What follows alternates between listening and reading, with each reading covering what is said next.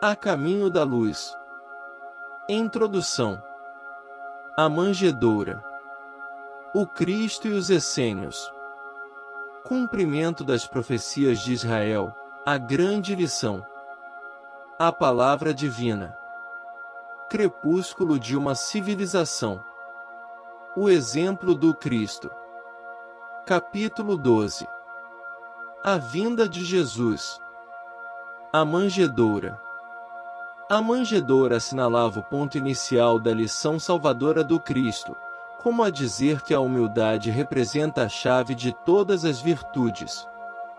Começava a era definitiva da maioridade espiritual da humanidade terrestre, de vez que Jesus, com a sua exemplificação divina, entregaria o código da fraternidade e do amor a todos os corações.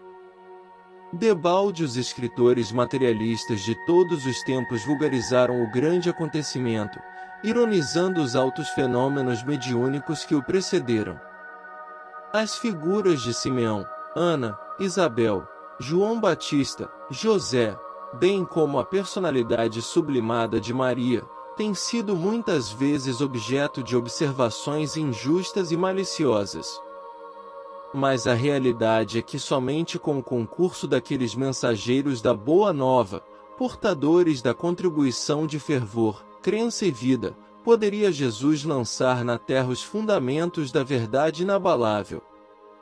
O Cristo e os essênios. Muitos séculos depois da sua exemplificação incompreendida, há quem o veja entre os essênios, aprendendo as suas doutrinas, antes do seu messianismo de amor e de redenção.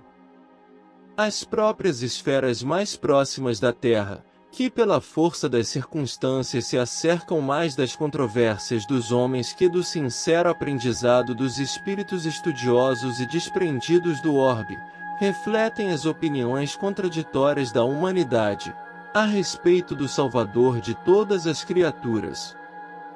O Mestre, porém, não obstante a elevada cultura das escolas essênias, não necessitou da sua contribuição.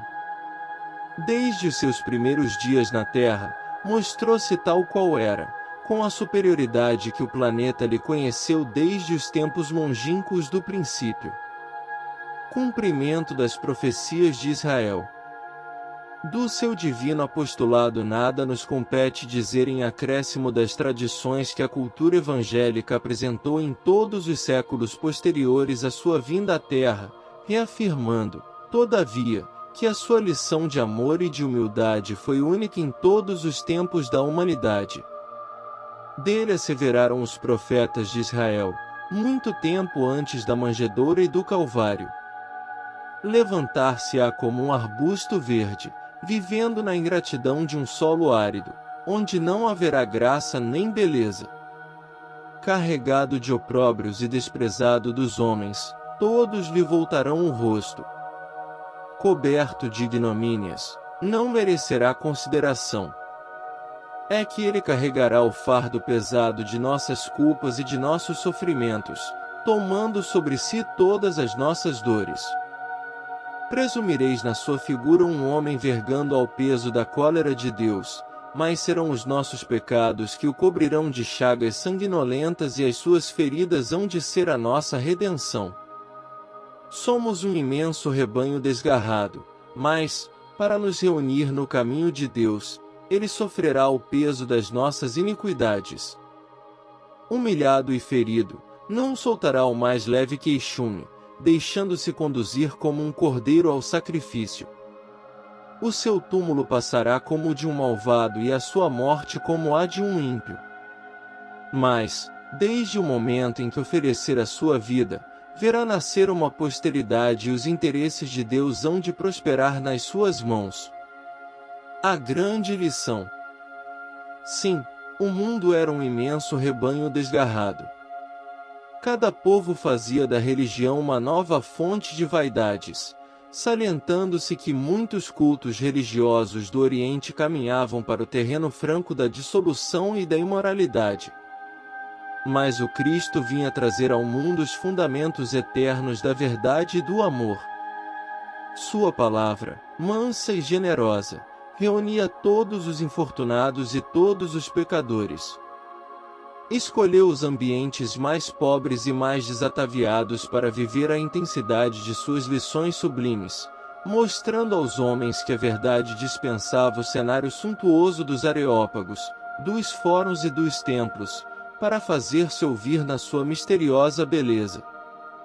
Suas pregações, na praça pública, verificam-se a propósito dos seres mais desprotegidos e desclassificados.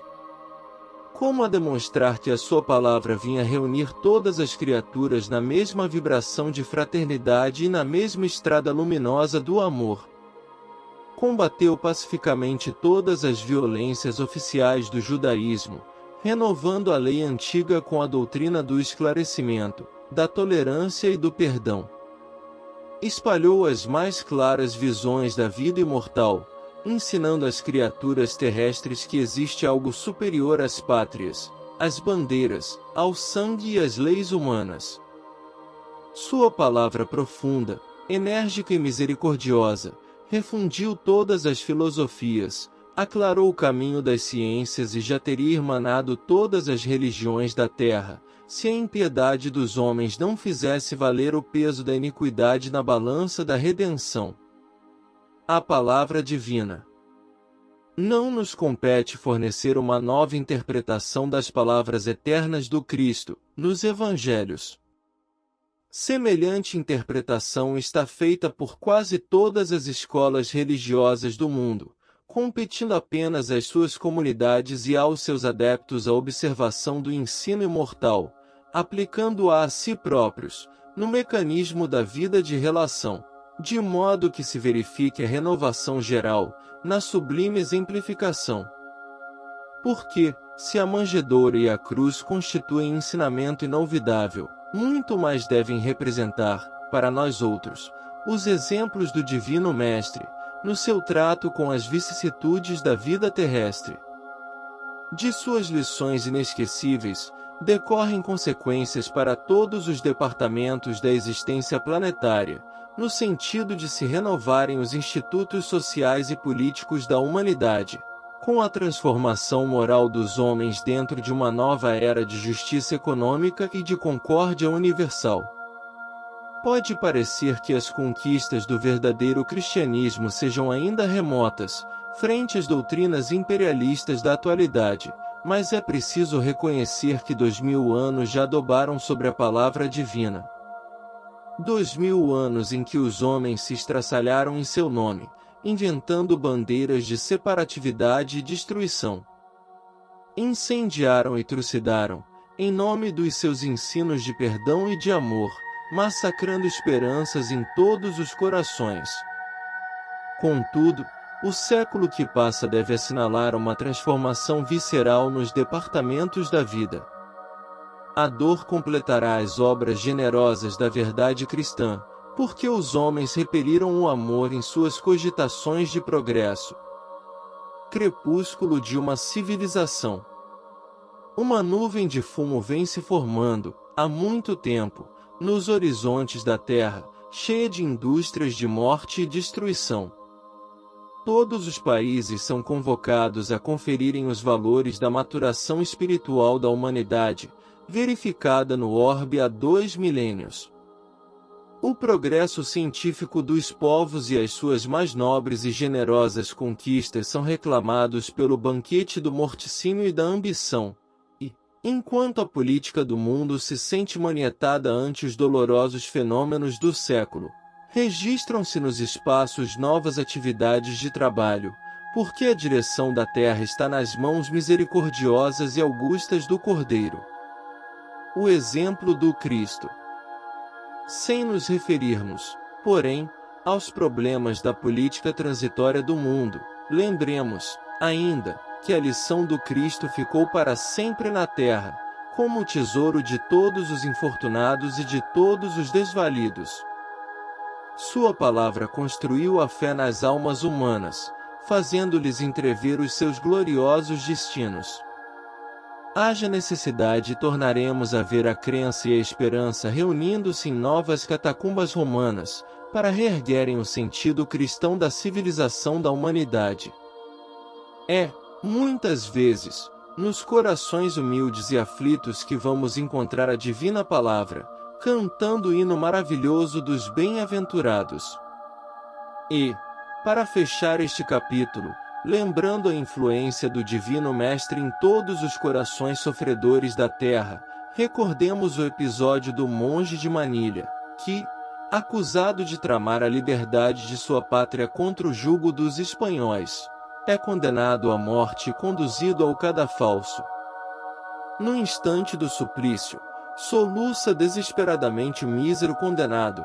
Como, pois, será possível que eu morra assim inocente? Onde está a justiça? Que fiz eu para merecer tão horrendo suplício? Mas um companheiro corre ao seu encontro e murmura-lhe aos ouvidos: Jesus também era inocente. Passa, então, pelos olhos da vítima, um clarão de misteriosa beleza. Secam-se as lágrimas e a serenidade lhe volta ao semblante macerado. E, quando o carrasco lhe pede perdão, antes de apertar o parafuso sinistro, ei-lo que responde resignado: meu filho, não só te perdoo como ainda te peço cumpras o teu dever.